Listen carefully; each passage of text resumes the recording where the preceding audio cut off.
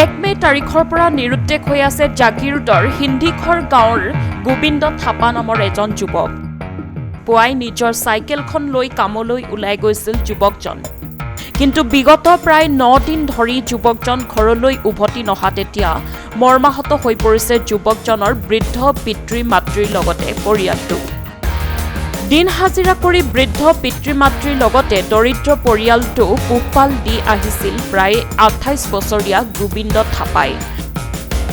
বহু বিচাৰ খোচাৰ কৰিও যুৱকজনৰ কোনো সন্ধান লাভ নকৰাত পৰিয়ালৰ লোকে জাগিৰোড আৰক্ষীৰ কাষ চাপিছে যদিও আৰক্ষীয়ে লাভ কৰা নাই যুৱকজনৰ সুংসূত্ৰ।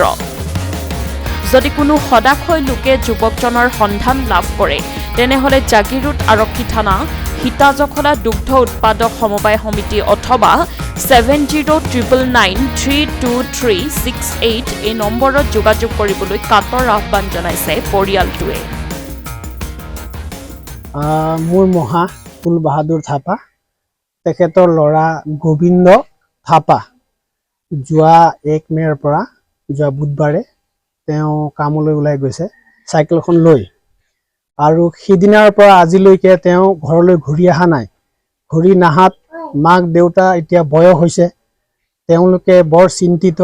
মাকটো একদম বহুত চিন্তা কৰি আছে যে মোৰ ল'ৰাটো আহক, আৰু সি যথেষ্টখিনি ঘৰখনত কিবা প্ৰয়োজন যদি আছিল সি সেইখিনি পূৰাইছিল, কষ্ট কৰিছিল, বৰ ভাল আছিল। আমাৰ এইখিনি অঞ্চলত সকলোৱে তাক চিনি পায় গোবিন্দ বুলি কিনে।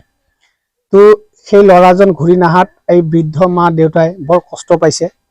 এতিয়া আমাৰ জাগিৰোড থানাত এজাহাৰো দিছে, আৰু আমাৰ সকলো ৰাইজে যদি সেই গোবিন্দ থাপাক দেখা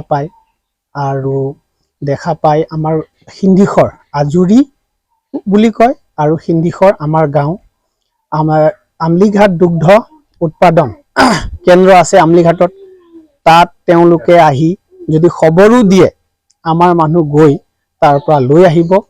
সেইকাৰণে অনুৰোধ কৰিছোঁ সকলো ৰাইজক যাতে এই ল'ৰা যাতে ক'ৰবাত দেখিলে আমাক খবৰ দিয়ে, এইটো অনুৰোধ জনাইছে। ব্যুৰো ৰিপৰ্ট, সংবাদ লহৰ।